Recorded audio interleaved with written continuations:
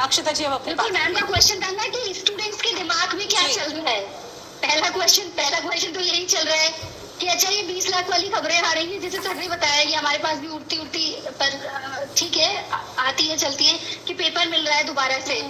तो स्टूडेंट के दिमाग में यही आ रहा है कि मैं दोबारा पेपर दे रहा हूँ, दोबारा जो है मैंने 1.5 महीना कैसे निकाला है, 1 महीना कैसे निकाला है मुझे पता है, कहीं दोबारा से ऐसा ना हो जाए कि मुझे तीसरी बार फिर पेपर देना पड़ जाए। दूसरा उनके दिमाग में जो चल रहा है वो ये चल रहा है कि ये सारी व्यवस्थाएं सरकार ने करी तो है, जो हमारे पास क्वेश्चन आते हैं विद्यार्थियों की कि सारी व्यवस्थाएं सरकार ने करी तो है, लेकिन मैडम होता तो सरकार की तरफ से ही है लीक, बच्चों की तरफ से तो बाद में, बच्चों के पास तो बाद में आता है, पहले तो व्यवस्था ही इसको लीक करती है, गिरोह ही लीक करते हैं। तो अभी भी सरकार ही करा रही है, कहीं ये दिखावे के लिए तो नहीं कर रही है, दोबारा से हमारे साथ कोई छल तो नहीं हो जाएगा। तीसरा ये कि शायद इसलिए सरकार इतना कुछ कर रही है, ये सारा कुछ जो है सिस्टम बिठाया जा रहा है, ये मॉनिटरिंग का भी, ये टेलीग्राम को बंद करने का भी, ये पैरामिलिट्री फोर्स का भी, ये बायोमेट्रिक सिस्टम भी शायद गवर्नमेंट इसलिए कर रही है क्योंकि सरकार को हो सकता है खुद के ऊपर भरोसा ही ना हो और तुमको लग रहा हो कि गिरोह माफिया जो है अभी भी सक्रिय है, क्योंकि उनको तो आपने अभी तक धर दबोचा ही नहीं है। ये कुछ चल रहा है मैडम बच्चों के दिमाग में, जो बच्चे हमसे आके डिस्कस कर रहे हैं।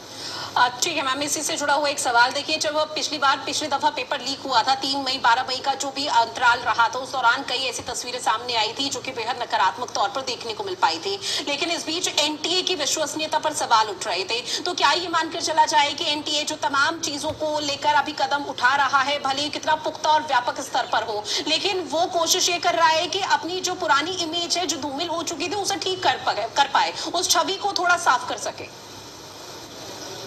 एनडीए के लिए पूरी कोशिश कर रहा है और एनडीए के पास और कोई चारा भी तो नहीं है ना मैम, क्योंकि आपको पता है कि पिछली बार जब हम डिबेट में बैठे थे तो आपकी तरफ से भी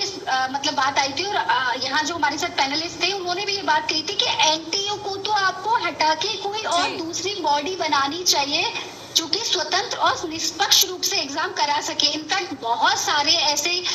कोचिंग के जो है बड़ी बड़ी कोचिंग्स के टीचर से उन्होंने कहा था अच्छा ऐसा करिए ये एग्जाम हमें दे दीजिए, हम करा देंगे, हम देखते हैं कि हम कितनी विश्वसनीयता से इस एग्जाम को कराते हैं। तो जरूर एनटीए के ऊपर एक क्वेश्चन तो उसको डिमोलिश करने की, उसको डैनिश करने तक की बात हुई थी, तो ये अब एनटीए की साख का सवाल तो है ही। और एनटीए को अगर अभी भी अपने ऊपर एनटीए ने अभी भी काम नहीं किया और इस तरीके से सुरक्षा व्यवस्था अभी भी नहीं बना के रखी अपने ऊपर,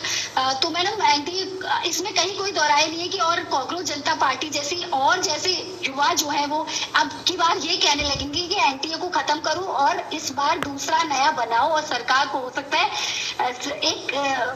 कोई सिस्टम या कोई व्यवस्था ऐसी बनानी पड़े, कोई और ऐसा जो है वो ट्रस्ट या जो भी है संगठन बनाना पड़े जो कि